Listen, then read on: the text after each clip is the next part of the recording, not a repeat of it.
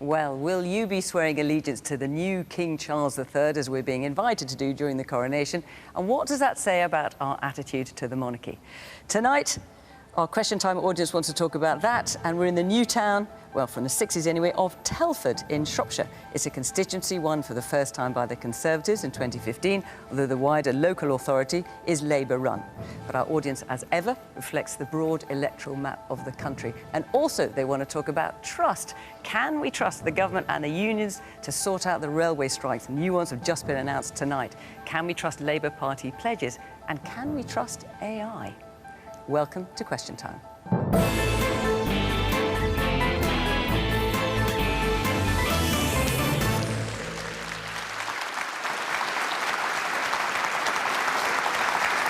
On tonight's panel, from the government, Mark Harper. He was appointed Transport Secretary in October last year. He was previously a candidate in the Conservatives' 2019 leadership contest. Before that, he served in the Cameron government. For Labour, David Lammy is the Shadow Foreign Secretary. He's been the MP for Tottenham since a by-election victory in 2000. He's since been a minister under Tony Blair and Gordon Brown and has written books on the London riots and tribalism in politics. Minette Batters is president of the National Farmers Union, the first woman leader in its history. It aims to protect and promote nearly 50,000 farming businesses across England and Wales. She also runs a 300-acre tenanted family farm in Wiltshire. The journalist and author Peter Hitchens opines for many media outlets and is a prolific writer of books. In his recent Mail on Sunday column, he asks, is the coronation going to be a flop? Will our new king be dedicating his life to God, as his mother did, or to net zero, as he seems to want to do? Meanwhile, the singer-songwriter Billy Bragg says the monarchy should have no constitutional role and Buckingham Palace should be a museum. His artistic career is now in its 6th decade and counting, with over 15 albums, several books, and a lifetime of social activism to show for it.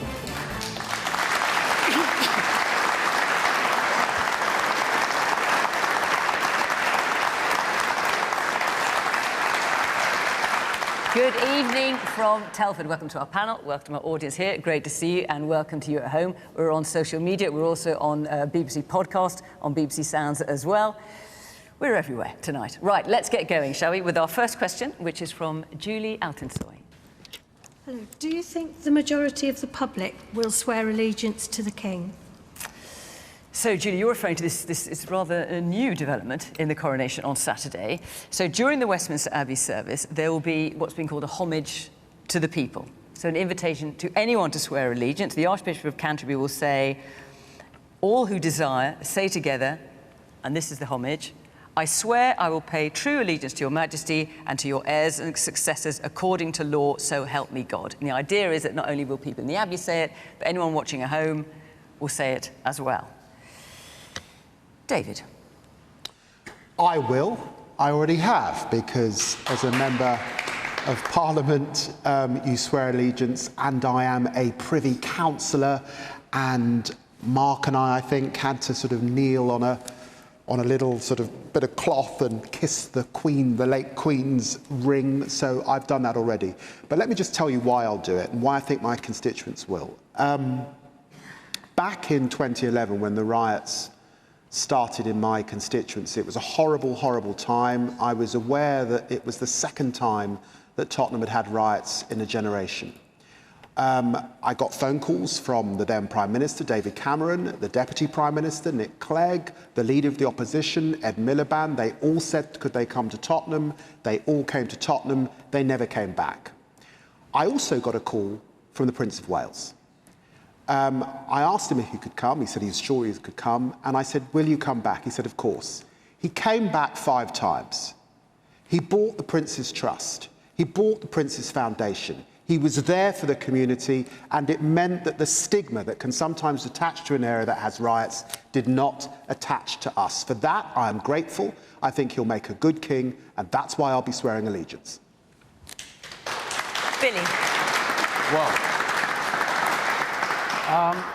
I'm not sure it's something that everybody's even going to watch. I think the royalty is a little bit like the Grand National or the Cup Final. When it's going on, when things are happening in the Jubilee, people tune in. But the rest of the time, I don't think it's something that really affects their lives. So the idea of having to swear allegiance or being, I suppose, being expected to swear allegiance, because the message I got was from the front of the Daily Mail, where their headline was, "We are all invited to swear allegiance," with the word "all" heavily underlined. I got the impression from that they were like kind of leaning into, you know, everybody should have to do that. And I think... Well, you don't have to do it. No, of course you don't, but the implication from that headline was that perhaps the Daily Mail, anyway, expected that people should have to do that. And I think the monarchy, as its place in our society, isn't that kind of place where we have that kind of fealty, because it isn't, you know, a thing of fealty. And I feel pledges of allegiance, perhaps, that's something that is probably something that really belongs in Game of Thrones rather than in a modern democracy. So I won't be pledging my allegiance to the new king. All right, let's hear from somewhere else. Yes, the woman there in the yellow top. I think it's a very personal choice. As you said, you don't have to pledge your allegiance. There's no legal requirement. It's personal. I personally have no problem with it.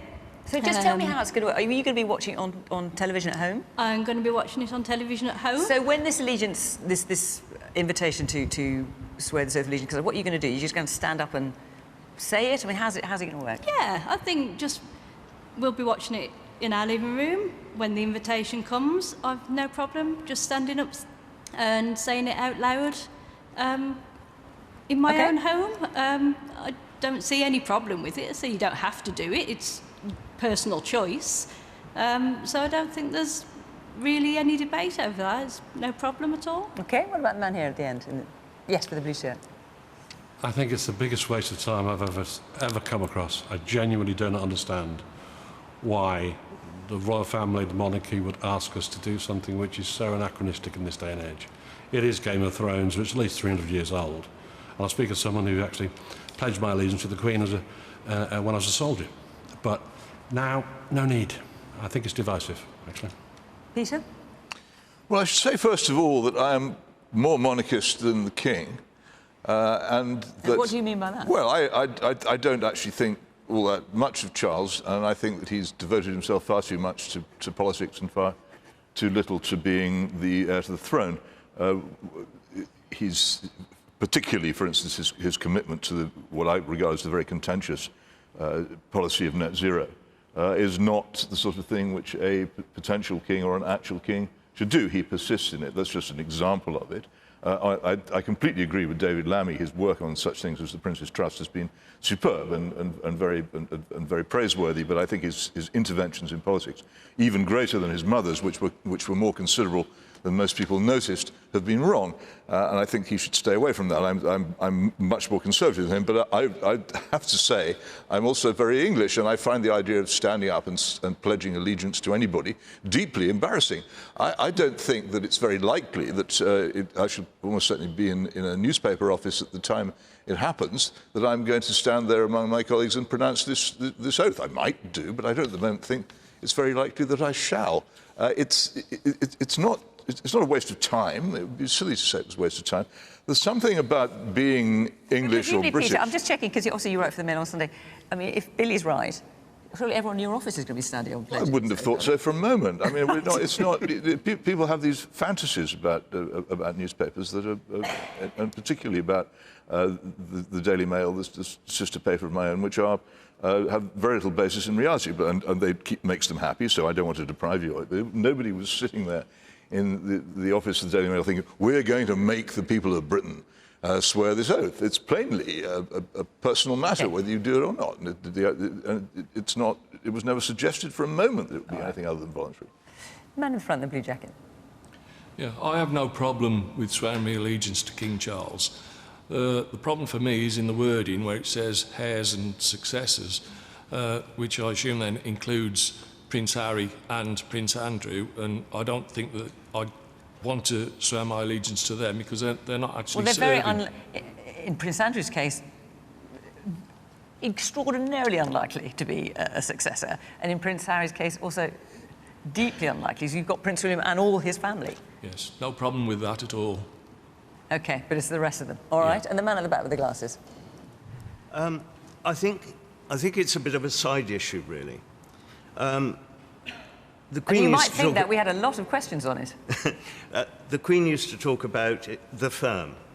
She spent her entire life serving her country. I'm quite convinced that King Charles will do the same. We do have a problem that we've got one or two people in the royal family who are not doing a very good job. But the thing is, what would you rather? Would you rather have a royal family or King Boris? And will you be swearing the oath of allegiance? No trouble at all with that. OK, Mark. So, the direct answer to Julia's question, which was how many people did I think we're going to be doing, the honest answer is I don't know. I suspect actually quite a lot of people. I mean, on a note of agreement, David and I have both sworn allegiance to the King, and in fact, both of us swore allegiance to the Queen. We were offered the chance to swear allegiance to the King after Her late Majesty's death, and I think both of us did, and I think actually so did most members of Parliament, even though it wasn't required. So I think actually a lot of people will do so because they want to, in the same way that I think people were rather surprised and pleasantly surprised by the huge number of people that queued and walked through Westminster Hall to pay their respects to Her late Majesty. And I think and the King... do you think, Mark, when you hear, for example, the gentleman there saying, actually, I think it sounds a bit Game of Thrones and anachronistic, I mean, this is obviously a new thing for the coronation. Mm-hmm. Normally it's the peers who swear this oath of allegiance. Now, we're all being asked to do it if we want to. Is there any sense it's a misstep, do you think? I don't think so. And I think the key bit is the second half of your sentence, when you said, if you want to. If this was some sort of you have to process, then I think that would be a problem. The whole point is this is totally voluntary. Most people will be watching the coronation, I suspect, as that lady said, at home, in the privacy of their own home, and they can choose what to do. And I think a lot of people will choose to do so. But because we live in a free country, if you don't want to do it, you don't have to. And I think that's fantastic. Give people the opportunity, allow people to participate in the coronation. I was campaigning in my constituency this morning, and actually I could see around the constituency in lots of towns and villages, people have already got stuff out to show that they support the coronation, and lots of people putting stuff up. I think a lot of people are going to participate, and I think that's a good thing. Minette. Julie, I don't want to get in the way of a clap for the... absolutely, I will be swearing allegiance, and I think, you know, this is trying, I think, on the King's part to give everybody a voice. I mean, everybody... We're a democracy, freedom of speech is incredibly important, and people will have different opinions. But this allows people to say, actually, we really do want to support you. I think, you know, climate change, we can't dispute it. I mean, we are facing into massively severe weather events. You know, Europe is basically declaring a situation in many parts of Europe as severe now as they were last summer. We've got effectively hosepipe bans in Cornwall and Devon. So climate change is a live thing, and the King has been on this path from day one, championing what needs to be done. He's never deviated. He faced into every single bit of criticism and has done it throughout his life. I mean, obviously now he doesn't have the voice, but I know he has the passion. I had the opportunity to meet him when he'd just come back from Australia because he wanted to know about the people that are farming this country and how they are. He cares deeply and passionately about the people that farm the land, about nature, about biodiversity, and about how we drive change, not just here, but globally. And my goodness, we need to. So everything he stands for, I do applaud. OK, I'm going to move on. Before I do, I just want to tell you that next week we're on the south coast in Bexhill-on-Sea, and the week after that, Question Time moves north to Fort William in the Western Highlands. So if you'd like to come along and be part of the audience for either of those programmes, go directly to the BBC website, bbc.co.uk/questiontime, and you can apply there. And also all our future locations are there, so you can see if there's any other programmes you want to come along to. OK, let's take our second question from Stuart Bradburn. When is the government going to step up and resolve the rail strikes? So the RMT have announced this evening that they have voted for more strikes, to renew their strikes for possibly for a further 6 months. They could continue until November. And according to the head of the RMT, that had overwhelming backing. Mark. Thought you might come to me first. Well, look, when I became Transport Secretary, I thought it was helpful to sit down with all of the leaders of the rail unions, at which I did, to try and change the tone of the discussion. And I made sure that they were able to be given fair and reasonable offers. And the Network Rail offer that went to the RMT's members was overwhelmingly supported, not my words, the RMT's words, 90% turnout, 76% in favour. Now, the vote that's taken place, the result that's been declared today, is about renewing their strike mandate. It's actually the wrong question. What should have been put to the RMT's members is the offer that they have had from the train operating companies, which is, I think, a fair and reasonable offer. It's not what has been described by the RMT. There's no proposal for lots of job cuts. We've actually made a pledge of no compulsory redundancies. That's come from the train operating companies. I think the RMT's members should be given the opportunity to look at the details of that deal and say whether they accept it or not. That's what they should be asked to do, rather than the RMT and ASLEF choosing to go on strike, specifically, cynically targeting the Eurovision Song Contest, which we're hosting for Ukraine. I just think that's the wrong thing to target. But the RMT members know what the offer is. They may not have been asked They've never on the been ballot. asked what their opinion is, though. They've not been asked what their opinion is. Is this not them expressing their opinion by voting for further strike action? They have not been asked. Because if they like the look of it, they wouldn't vote for further strike action. They have not been asked. The deal that's on the table has not been put to them. So that gentleman asked, what are we doing? There is a deal on the table. I think, maybe this is slightly old-fashioned, the deal should be put to the members and they should be asked whether they want to accept it. When the Network Rail deal, which is broadly the same value, was put to the RMT's members, it was overwhelmingly accepted, which I think suggests that the members thought it was a fair and reasonable offer in the circumstances. And by the way, they're going to put themselves out of work. The rail industry's finances at the moment are unsustainable. A lot of people are not using the railways post-pandemic. The numbers don't add up. I want a thriving, successful railway with good jobs for the people that work in the industry. That's only going to happen if we can encourage more people to use the railways, have a proper 7-day railway that operates every day of the week. OK, briefly. And I think that is what's required. When are you going to resolve it? Well, look, when can we expect the railways to be working normally? I think they should put the offer. There's a fair and reasonable... I know you said there's that. a fair and reasonable offer. How long do you think this could go on for? There's a fair and reasonable offer on the table. You've made that point. They should put it to their members. Well, that's the question. They should put it to their members. So you can't say? They should. You've no idea. It could go on. The offer's been made by the train companies. The ball is in the RMT's court to put it to their members. David. Well, none of us want to see Eurovision disrupted, FA Cup disrupted. But I noticed that when Mark spoke, he said that when he came into the job, he got round with the unions. What we're hearing is that he hasn't done anything since. And the negotiation means you've got to be in perpetual discussion. This is a strike that has now gone on for over a year. It means it's a failure on all sides, where you cannot come to a resolution after a year. So, of course, you've got to roll your sleeves up. And you don't get to sit on the panel and pretend that you're a union boss. You're the Secretary of State. But there's nothing on the table, David. You can't tell them how to... The point is they've rejected the deal. Get round the table with them, discuss with them, meet them halfway, understand that we're living in tough times. Public sector workers are struggling, really struggling. They're going to food banks and other things. Meet them halfway and let's get rid of this strike. David, train drivers get paid an average salary of £60,000. They're not going to food banks. They should put the offer that's on the table to the members of the unions. There is a fair and reasonable offer on the table. The RT doesn't just represent train drivers. But ASLEF is going on strike as well. The point is there is an offer on the table.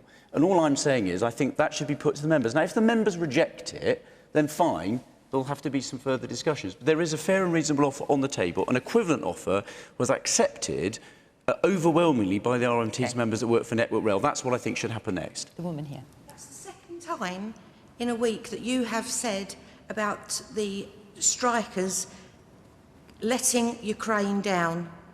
I think the government are letting Ukraine down. And as for them earning £60,000 a year and not going to food banks, how do you know that? How do you know they're not going to food banks?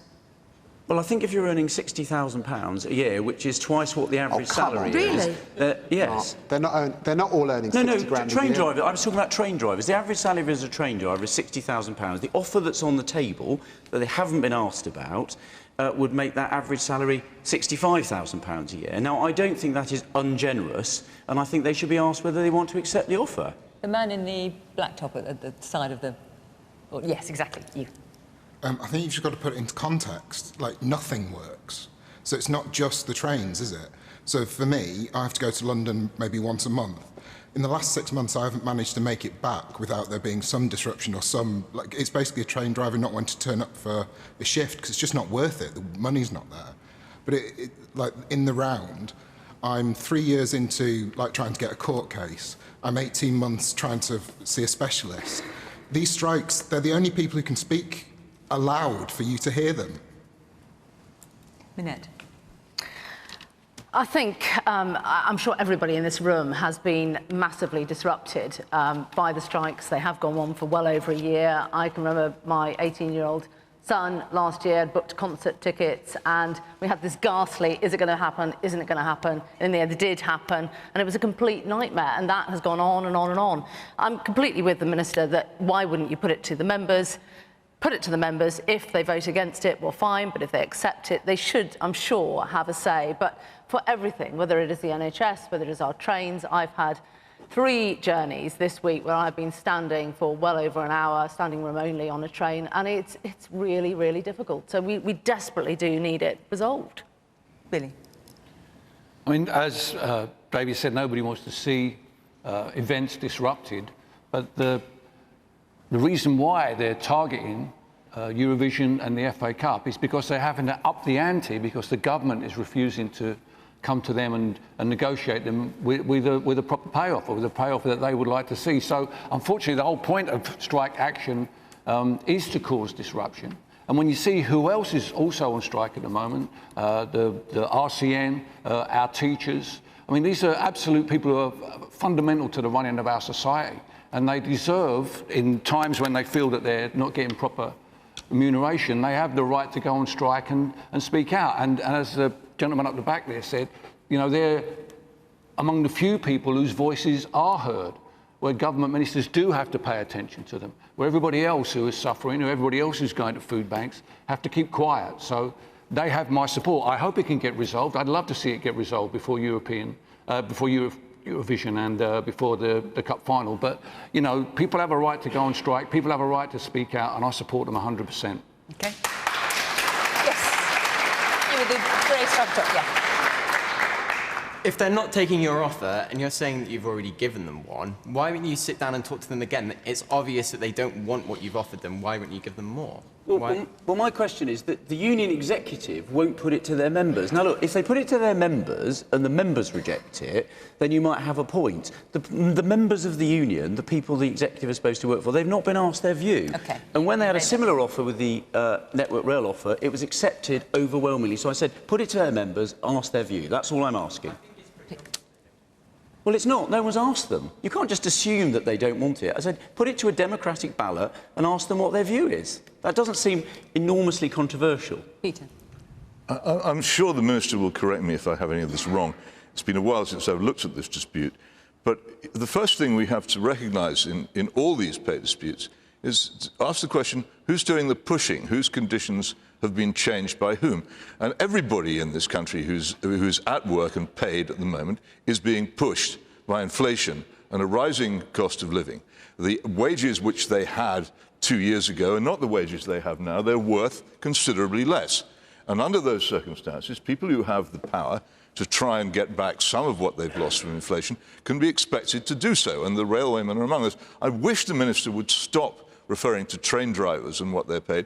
Obviously, they are part of the dispute, but most of the people who are taking part in it are not train drivers, and they aren't paid anything like that. And it's silly of him to keep saying that, because it muddies the waters.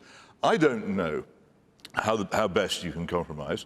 My own view of British governments and the railways has been for many years that it's the government which causes far more disruption to my twice daily travel on the trains than any union has ever done.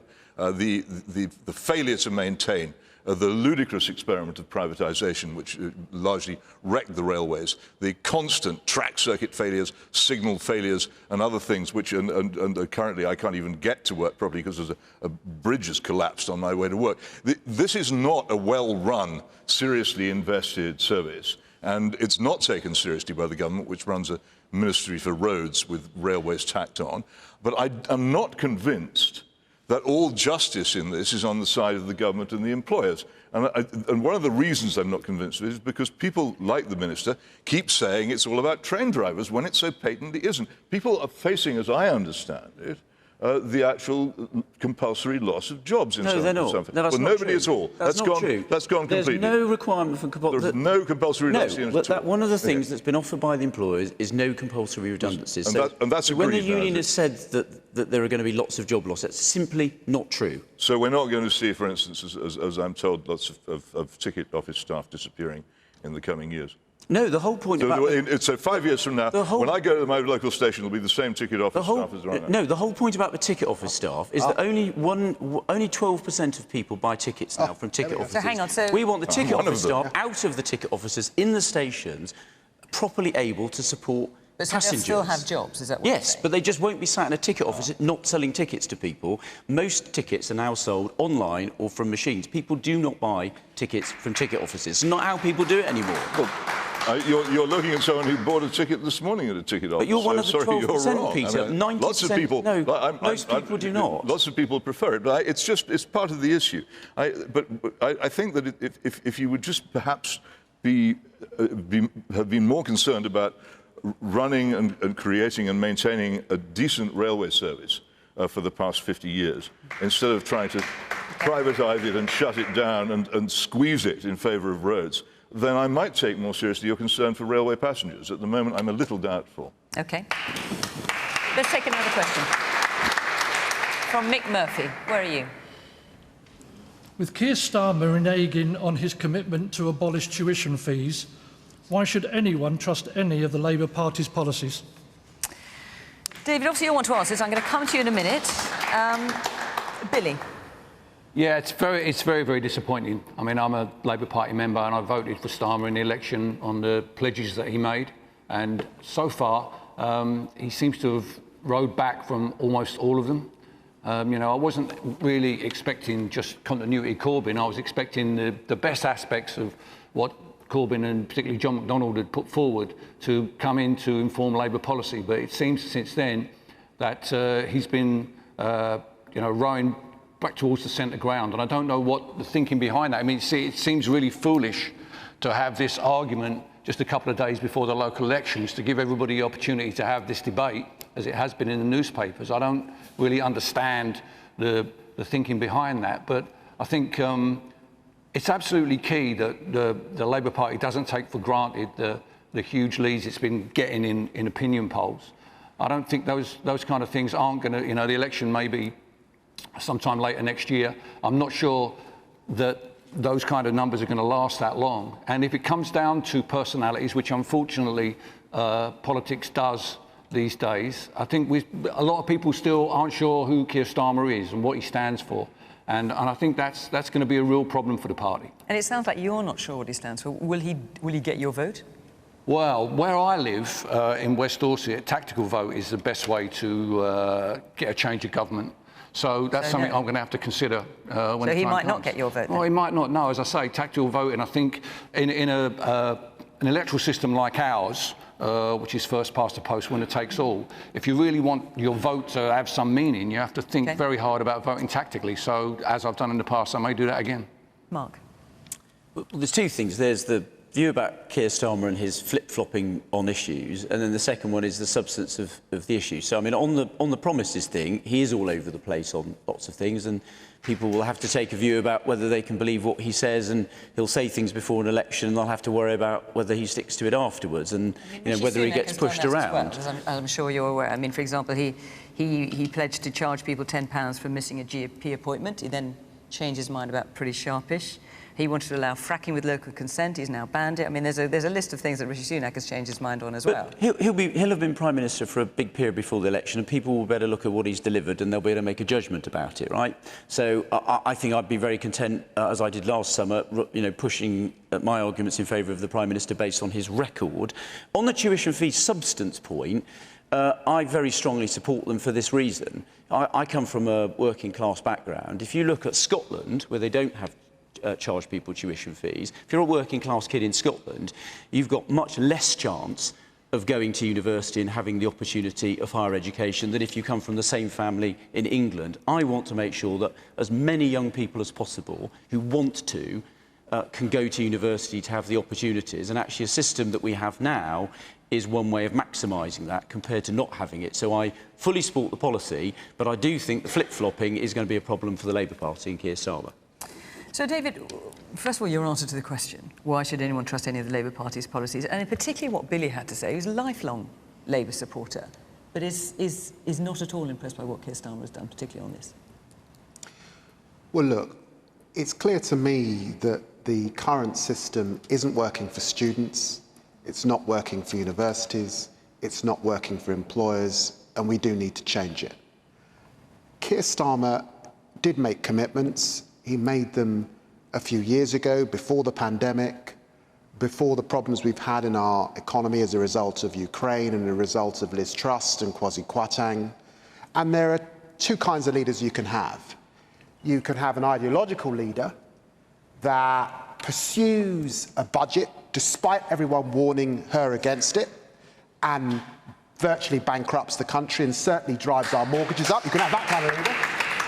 And if you want Keir Starmer to be that kind of leader, maybe he should stick to the fees. Or you can have a pragmatic leader that looks at the budget that he's got, recognises that we want to do something about childcare in this country, we want free school meals for kids, climate change in our big pledge, and we've got to be able to afford it. But hang on, Students, scrapping fees would cost £9.5 billion. So yes, we want change, and we'll set that out before the election, but I want someone who's pragmatic and hard-headed, not an ideologue. Vote Tory if you want that. So Keir Starmer made 10 pledges during his leadership campaign, and as you say, you want someone pragmatic who could recognise the state of the economy. But when it comes to supporting nationalisation of rail, mail, energy and water, they were always going to be hugely expensive, whatever state the economy was in, but that's what he pledged to do, and he's now rowed back on all of it. Look, we're committed on rail, but you look at the envelope you've got and you present to the country, I think, a fiscally costed plan, and that is what the public expect us to do at the next election, and that is what we will do. And look, you know, for me, being in politics, to change people's lives has to be about power, not about sitting at a university and studying politics or the theory of politics. So look, we've got to be clear that we can cost what we put to the country, and Keir Starmer is absolutely adamant to that. And that's why I was pleased to co-chair his campaign to lead our party and to support him now. All right, let's hear a bit from our audience here. Yes, the woman there in the glasses. Hi, I feel very strongly that until political mandates are made legally binding, every party does what they want to do. They back out of what they've said they're going to do, and it's across every single party. OK, and the man there in the, what have you got, maroon top on, I think, yeah. I think it's just a matter of when it comes to the Labour Party lead, they had, the assumption was after Liz Truss's government that they had such a big lead that they could start looking towards an election and pushing for a general election, which would actually... so they started laying down plans, and then because Rishi Sunak's took over, they've gone to a place where they thought we need to hold on and rethink some of the plans that we've issued, because our lead might not be as big as we initially thought. The woman there in the blue dress. Yeah, I think we're putting politicians in a really difficult position where actually if they're saying one thing and they recognise that they can't do it anymore, they're no longer allowed to say, I can't do it. So I don't really understand what expectation we're giving them when, even if they understand they have to be honest, we're not allowing them to be. And I feel like that's what's happened in this situation. So when you see, I mean, you had the woman there saying, you know, what's the point of pledges? That you know, they might stick to them, they might not. As far as you're concerned then, if a prospective leader makes a pledge as part of their election campaign, it's a wish list rather than a pledge. And I think, the fact that they've made that pledge before people have gone to the polls to decide whether they should be leader is the honourable thing to do. I think had people gone to the polls, voted for them, and then they backtracked, then I think there's a different question to be asked. But the fact they came out with it and said it openly and honestly actually is something to be admired. OK. Peter. Well, I agree with that. It's perfectly sensible for a leader of the party to pull out of a pledge before the election. He's obviously haunted by what happened to the Liberal Democrats and Nick Clegg when they made the pledge, went into the election and then backtracked, so you can't blame him for that. I think what really needs to be examined in this country is the unaffordability of the crazy university expansion programme, which was begun by John Major and then accelerated by the Blair creature, into a ridiculous raising of the national school leaving age to 21, and the creation of huge numbers of new universities and the propelling of people into university courses, which in many cases aren't doing them any good. What we don't have in this country is what they have in Germany, which is a serious attempt to create large numbers of apprenticeships. We don't train people to do the work which needs to be done. We don't train the sort of people we need for the sort of economy we need at all. We just have huge numbers of students saddled with gigantic debts for many, many years to come, with qualifications they can't, in many cases, use. It's been a mistake. The time has come to recognise that. The time has come to shrink the universities, reduce the number of students, and those who do go to university should be treated as I was when I went to university. They should get a full grant for maintenance, and they should not pay fees. And the nation should invest in those people who can get benefit from university, and it should invest in people who can get benefit from other forms of life in other ways. The experiment has failed. It's time we abandon it. And if people would... This is another thing about modern politics. We say we want politicians who think and who change their minds. When a politician changes his mind, he's accused of a U-turn and mocked. When a politician actually thinks out loud in public and says anything original, he's accused of making a gaffe and is surrounded by people on social media howling at him or her for what they've said. We actually need, if we want proper politics in this country, to have people allowed to think and allowed to change their minds. OK. Woman there in the orange top. The woman behind you. Yes, the woman there. Yes. I agree with what the gentleman said, but I do think that I kind of like... I'm an undecided voter next election, and I would like someone who keeps the promises. And I think, regardless whether you're Conservative, Labour, Lib Dem, whatever, it would be a nice surprise for quite a lot of the electorate, I think, if we had a politician who actually kept the manifesto and, unfortunately, didn't lie or lead the truth, because I think that would gain a lot of support from people like me, for sure. OK. So, Minette, the question is, with Keir Starmer reneging on his commitment to abolish tuition fees, why should anyone trust any of the Labour Party's policies? Well, I've worked with 3 different prime ministers in the last 12 months, and they've all, from the same party, had different priorities. So it happens. I think you've only got to look at the national debt now, leaving the EU, global pandemic, war in Ukraine, a national debt the size that we have. It is simply unaffordable right now. What we need to see is a really clear policy framework for young people right the way through primary, secondary, into the workplace. Apprenticeship levy being wasted in many cases right now. That could work much better. We need, I think, a radical rethink for the young people in this country as to what the policy framework is going to look like, and then politicians, as you say, need to stick to it. OK. Let's move on. I'm going to try and get through quite a few questions this evening if I can. We've got a question from Don Cockman. Don Cockman, where are you? Great. As the godfather of artificial intelligence has quit his job last week, warning about the growing dangers from developments in the field, should we all be worried about it? So, Don, what you're referring to, as you call him, the godfather of artificial intelligence, this is Geoffrey Hinton, who has spent almost all his working life developing artificial intelligence and neural networks and won many prizes for it. He has resigned from Google, where he's worked for a long time, saying a part of him now regrets his life's work on artificial intelligence. He warns that it could become more powerful than humans in the not-too-distant future, and the average person will not be able to know what is true and what is not true anymore. I just want to show you something that was created by artificial intelligence regarding Donald Trump. So let's have a look at this. Now, we all know Donald Trump is in some considerable trouble over payments to a porn star in America, and there's a court case going on. Now, this picture was generated by artificial intelligence. This is not Photoshop. This is generated by artificial intelligence and was put out on the net, supposedly showing Donald Trump being arrested. In fact, that is not what happened. Peter, what do you think of that, and what do you think of the question? Well, I think the internet is terrifying enough already, actually. It's perfectly possible to spread things which are not true and suppress things which are true in very effective ways. And almost anything which happened before about the turn of the century is very difficult to find out about at all, and for those whose lives have begun since the great change to the electronic world, they just simply can't find out what happened. So it is bad enough. And I think if someone as deeply involved in artificial intelligence as this person is ready to say, we've created a monster, it keeps me awake at night, I cannot sleep, I'm not sure what we've done, then we should be deeply worried. The thing which concerns me is I'm not at all sure that we know how to stop it now. Which is the point he makes as well. Yeah, we don't. How do we stop it? But I think the damage that's already been done by the electronic world is huge and very frightening. I find it worrying all the time. Simply trying to both discover and get across information of the kind which the World Wide Web doesn't necessarily agree with. You feel a sort of force trying to prevent certain things being said, and a sort of force trying to prevent you finding out certain things, because it's got an opinion. And if that opinion becomes as solid as artificial intelligence will make it, then it's very dangerous. Minette.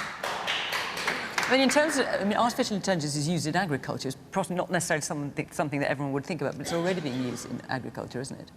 Oh, massively, and scaling up. So the ability to, we've been so reliant on the human hand for picking our crops, the dexterity of being able to cut, pick, pack, and automation effectively can take a lot of that out. And the technology is really, I think, gathering pace, but it is totally reliant on human input in order to allow these robots to speed up. So we could still probably only pick, the human hand is picking 10 strawberries where the robot is picking 1. So there's quite a bit to go before it will get to the level whereby we don't need any people picking our crops, and a robot can effectively do it for us. So that technology is live, and there is huge opportunity within that side of things. But I absolutely agree with Peter. You know, it feels quite a frightening moment that it is unregulated.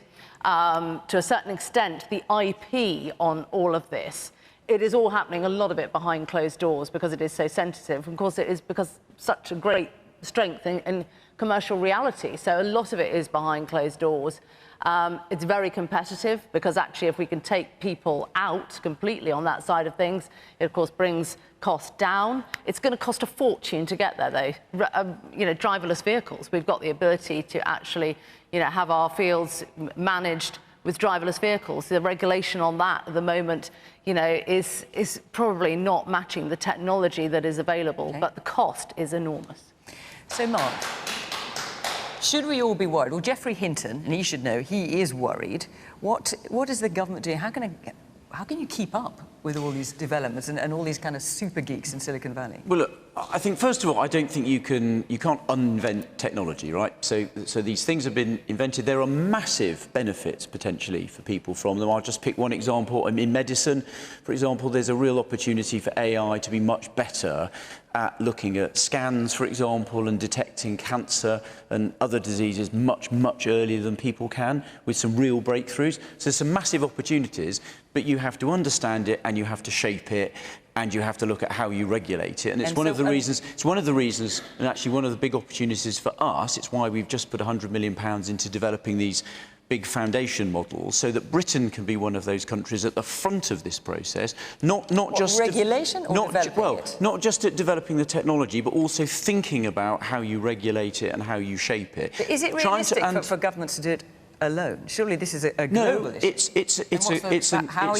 you negotiating with other governments? We have to work together. We have to work with companies involved in this who are investing a lot of money. But the idea that you can pretend that you can somehow stop it happening, you either shape it, and also, picking up that point about the photograph, you teach people what the risks and the opportunities are and what they have to be alert to. So, for example, that photograph, you need to teach people that just because they see something on the internet or on social media doesn't mean it's true. You've got to look at what's the source, where does it come from. So you've got to equip people of all generations how to use this technology. And I think that's how you make progress. But is it possible that governments and politicians aren't as worried about this as they should be, because they themselves have increasingly resorted to much stronger measures of social control, as your government, with the strong support of Labour, showed during the COVID panic?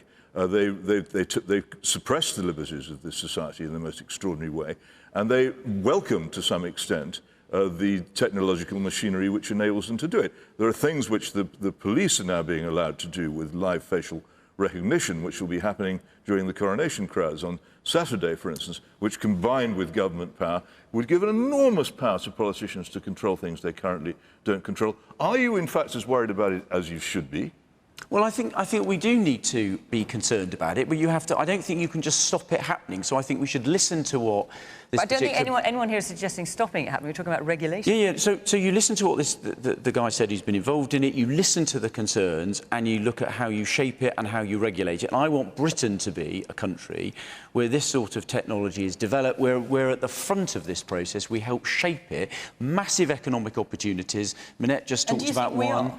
I think we absolutely can be. We are at the front of this process. We are one of the countries where this technology is being developed. That's what Hinton is worried about. Are we at the forefront of regulation? I think we are one of the places where people are thinking about this, thinking about the challenges, and I think the Prime Minister we've just invested £100 million into shaping this so that we are one of the global leaders in this industry. AI is one of the big opportunities for us to grow the economy and be more successful globally, and I think we should grasp it, alert to the challenges, and that's why we should learn how to shape it, and I think that's what the government's about. Sometimes from government ministers, towards the end of what they're saying, you hear a lot of flannel. And I think I just heard some flannel. How are we shaping it? What is the fund called? Who are we working with? Who are we convening? We're living through an age where if an authoritarian country with a very different agenda to our liberal democratic ones gets to set the rules, many people in this room and beyond will suffer. We've got a problem in Britain where often the technology is invented in our universities, but then because we haven't got an industrial policy and we don't make things, we don't grow the organisation, and we certainly don't set the rules. We have got some of the best regulators in the world. We've certainly got one of the best legal systems in the world. But we've got to be convening. We've got to be bringing together. We've got to be setting up the kind of agenda that our forebears did after the Second World War. This is going to transform the lives of not just us, but our children and grandchildren. And the scale of the ambition that's required, I'm afraid the government is not living up to that. We're nowhere near where we need to be. And does Labour have a plan? Look. No. When we were in office, we continued to invest in science. You have cut the science budget. We believe in industrial policy. We don't have one. Yeah, but in terms of we were just talking about... which is what Geoffrey Hinton is talking about. He's saying that most governments don't understand this, they don't know how to start with it, and they're not regulating. Regulation isn't a partisan issue. We do have in the Financial Conduct Agency, in intellectual property, some of the best regulators in the world. But the point is, you have to convene. You have to sit with the United States. You've got to sit with our European colleagues. We're not even in structured dialogue with our European colleagues because of this lot's aversion to Europe. We have got to engage. We've got to be out there if we're serious about setting the rules of the game going forward. Let's hear there's a lot of hands up. Let's hear from some of you. Yes, the woman in the yellow top. I worry about AI at a very basic level of how it's changing us as humans. I mean, we talk about the World Wide Web and all the advances of the internet, but you can't even walk into a shop now and be served by a human being. You've got to do it yourself. You're being spoken to by a screen, basically. We ask our Google Assistant, our Amazon Alexa, to turn our lights on, to turn them off. We can't even get up and flick our own switches anymore. So I worry, even at that level, it's changing us as human beings and the way we act and interact with each other. How is that going to be even more... How bad is it going to be the more this technology advances for us as people? And the woman behind you there, yes. I'm with Peter. I'm really concerned that we're not taking regulation steps. We look at Russia, we look at China. They can access through AI. Like, that really is badly already affecting our economy and the strength of our country. If we're not careful, this could lead us to a rather nasty third world war. The man there in the olive green top, yes. Yeah, with China and America leading the world in AI, surely what we do in Britain will not put the genie back in the bottle. They'll be competing on the economic and military front to try to beat each other, and we'll just be watching from the sidelines. Well, it's interesting you mentioned China and America, because we have the third largest tech sector in the world after those two countries. So we're a big player in this industry. But the USA and China already have it. specific AI regulatory laws, and when the government looked at it, it decided that it was not going to introduce specific regulations for it. So they're doing something that this government is not. We're actually leading on the whole point people have mentioned about regulation. Just at the moment in Parliament, we're just at the tail end of getting the online safety bill. We're talking about artificial intelligence. No, I know, but this is about how you regulate things. That is a world-leading piece of regulation about how you shape technology, and we're at the front of that process, not at the back of it. And I think this is a massive opportunity for us, and I want to grab it, and I want to take advantage of the opportunities for the country. And I think we are in that place, and say that's why we've just invested £100 million into helping to shape these foundational models, which are the basis of AI. And I think the Prime Minister is very keen that we grasp those opportunities. I mean, as well as the geopolitical concerns which you've raised, there's also concerns about it taking people's jobs and how many jobs might be lost through AI. So, thinking about who is on the panel. So we had a journalistic example with you, Peter, with Donald Trump. I want to think of an example in the music industry, Billy. So everybody, just listen to this for a few seconds.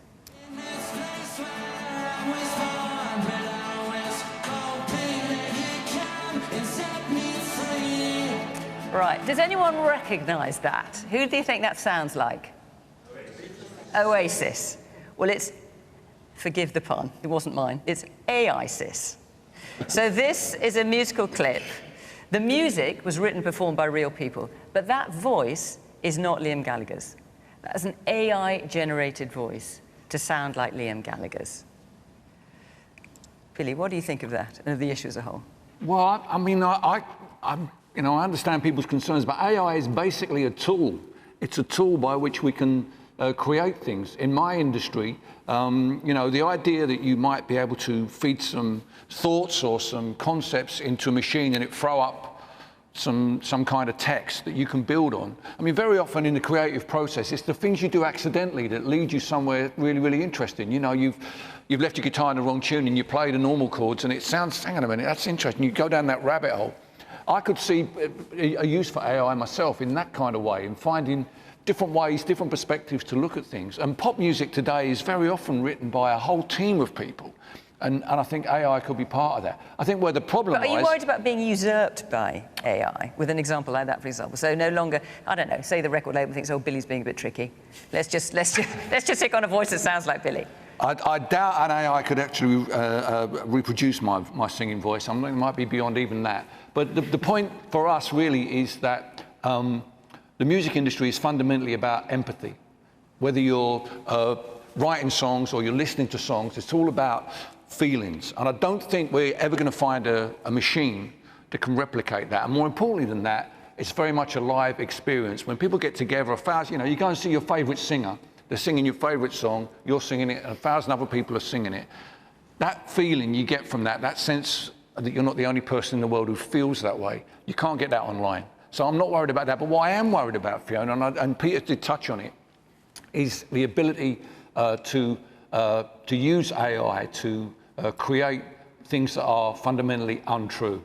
And I think it's a long time overdue, thank you, it's a long time overdue that we've had a debate, a global debate really, about veracity and accountability. Unfortunately, there are people who misuse the internet. I think the internet's a great thing. It allows me to, talk to my family on Facebook and stuff like that. People have positive things, but obviously it's always open to people to misuse that. And I think we need a debate, not just about AI, but the way the internet works, to ensure that truth is based on facts and that people who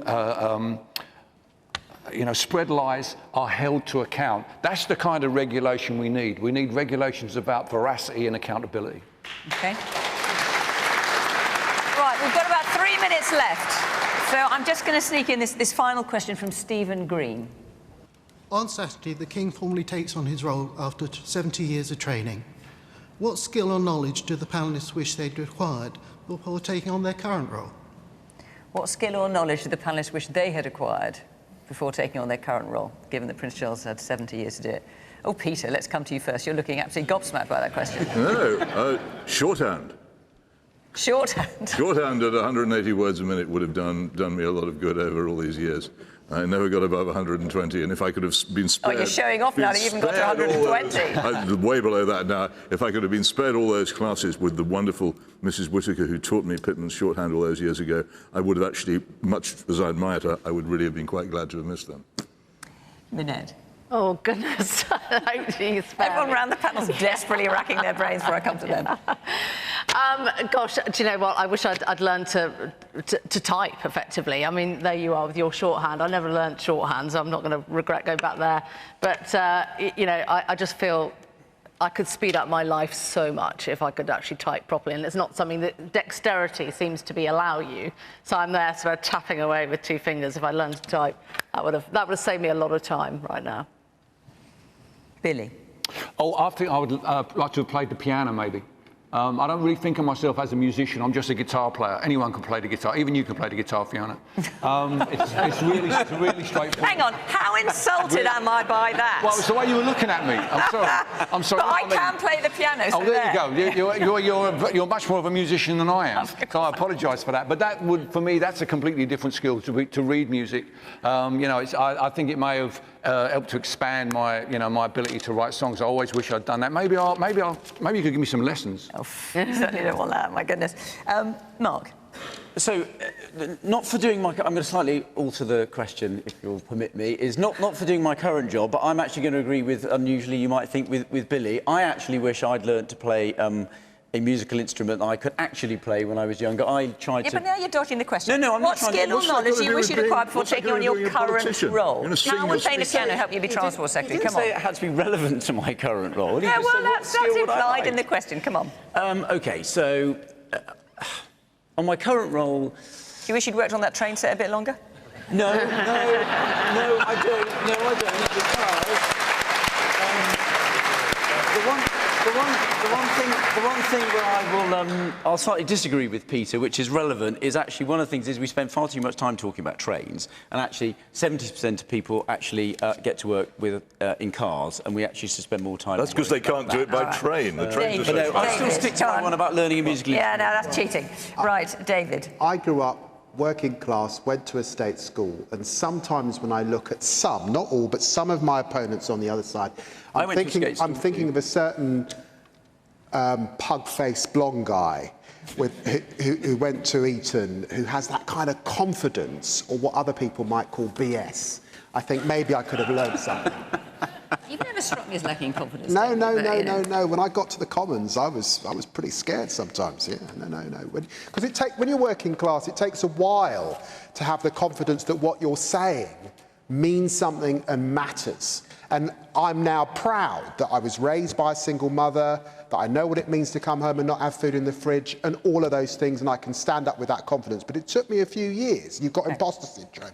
Boris Johnson never had imposter syndrome. OK.